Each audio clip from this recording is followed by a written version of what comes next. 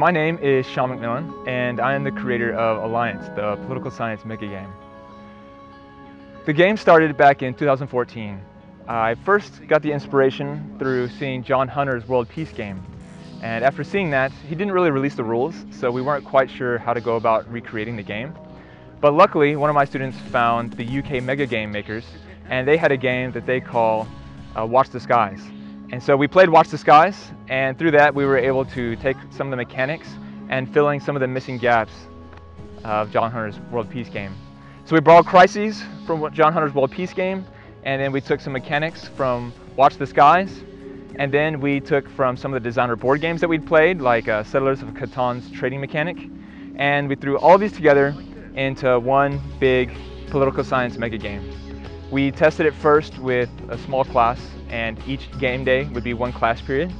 And then we enjoyed it, so we decided to try it with a bigger group, and that's when we put together two classes. We merged two classes for a 40-student mega game, and then that was wildly popular, and people were starting to hear about it. And so the students themselves actually organized a 60-person Saturday event in which everyone could come out on a Saturday and play the game straight through, right? Because before we were dividing the game days up into class periods, but now we could actually play it all the way through, 4 hours on a Saturday, and yeah, that's what we did.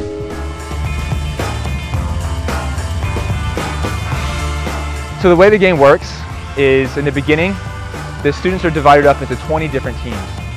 And among these 20 teams, each one is a different nation state. So you'll have a rich nation, aka America. You'll have strong nation, aka Russia. You'll have fast-growing nation, wild nation, peaceful nation, colorful nation, oil-rich nation, religious nation, new tech nation.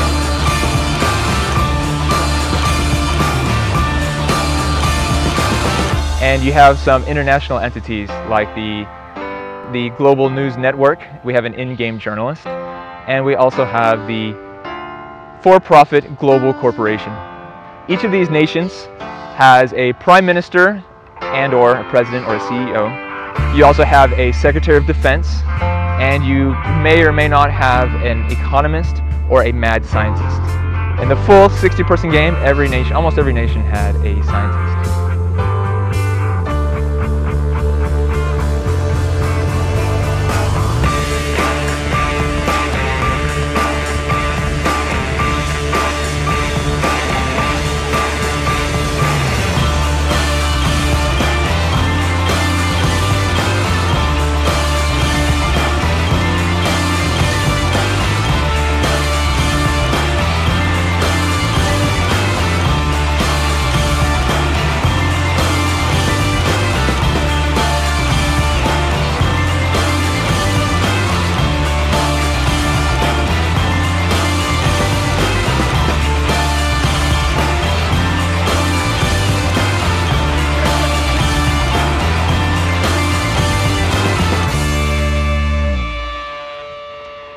The game does not operate like a typical board game. There's no turns. It's actually not turn-based, it's game day based. So there are set time limits for each game day, and during each game day, you have phases, and during those phases, every team is operating simultaneously. So you have all the prime ministers are negotiating with each other and trading national assets. You have all of the secretaries of defense meeting at the map and placing secret agents and making military movements. And of course, they are also negotiating. And then you have scientists who are developing new science, and they're also, occasionally they have science conferences where they actually propose their science ideas to one another. And each of them has nemesis that will probably go against their ideas or propose reasons why that science is not reasonable. And so they'll go back to the drawing board and come up with new scientific theories to tackle the conflicts that were introduced before, and eventually they will risk tokens to kind of develop that technology and build their tech tree. The prime ministers are using colored tokens. So these colored tokens are 5 different colors representing 5 different types of national institutions. You have red. Red represents infrastructure and cheap labor and basic manufacturing. You have blue, which represents armaments. you have, or weapons, you have, as well as developed tech. You also have white, which represents educational institutions like research universities. You also have, solid national institutions like courts and just courts, things like this. We also have black, which represents natural resources, coal, gas, oil. And lastly, we have green, which represents financial institutions, the ability to make large loans and the ability to develop your currency. Each nation has either a surplus in one of these colors and a deficiency in another. So actually, even though a lot of students come to the game thinking it's like Risk, that they're going to just dominate all the other nations, actually what they find is that they need actually to trade with the other nations first in order to be able to build up their military and build up their national institutions, build up their infrastructure, and to really develop their nation, they first must work together and collaborate.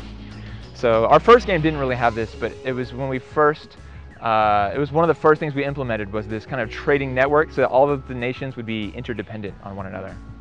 And it works great because, you know, the nations, before they can go to war with each other, they have to have traded and made deals with one another.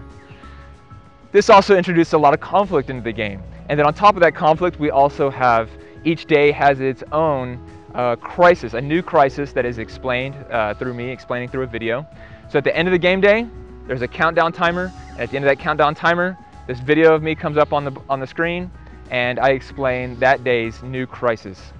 And I won't get into all the crises here, but they are pretty interesting. So students are already dealing with other nations, but then on top of this, and then they may or may not be almost nearly going to war, and then on top of this, you have this introduced conflict. And even in a 60-player game, we actually had conflicts that were sent out through manila envelopes. And so each nation would get a conflict that only pertains to theirs and maybe one or two other nations. And then other nations aren't even aware of that conflict. So you have layers upon layers of conflict in the game that students are constantly dealing with. Ultimately, during the 60-player game, we did have at least one war, which we were happy about because we had worked really hard to develop war mechanics in the game. There is one nation, a strong nation, who is actually fairly independent. They already have a lot of the national institutes and a lot of the things that they would need to get from other players. They actually they don't need to rely on trade with other nations. And because of this, they are able to go to war right away. They also start with a military, which most nations have to build up. And they're told in their national agenda to be very aggressive. So right away, Russia will come out, or I'm sorry, strong nation will come out and start attacking or threatening to attack other nations. We also have secret agents in the game. Every nation has 2 secret agents. And these secret agents are, the prime ministers can pay a certain amount of money in the game, in-game currency, usually green for this particular action. They pay 1 green token. They can publicly state where they're placing their secret agent. So let's say rich nation will publicly place their secret agent in strong nation. And they may or may not have some kind of reason for this that they'll state publicly. But then they'll come to me, the facilitator, and they'll tell me secretly what they're really trying to do, right? So rich nation's prime minister will come up to me and say, okay, we want to sabotage their nuclear arsenal because we think they're going to maybe attack us with a nuke on the next game day. I'll say, okay, but this is quite risky, so why don't you, I'll tell you what we're going to do is we're going to have them roll a dice. And if they roll a 1 or a 2, then you'll be successful and you'll get to sabotage their nuke. If they roll a 3 or a 4, then nothing happens. Your mission is unsuccessful, but none the wiser for it. If they roll a 5, then I will inform them of what you tried to do, and that will of course increase tensions between your 2 nations. And if they roll a 6, well then I'm sorry, but unfortunately they will capture your agent and they can do with your agent as they please. So it's quite risky, and it adds a nice layer of potential for sabotage within the game.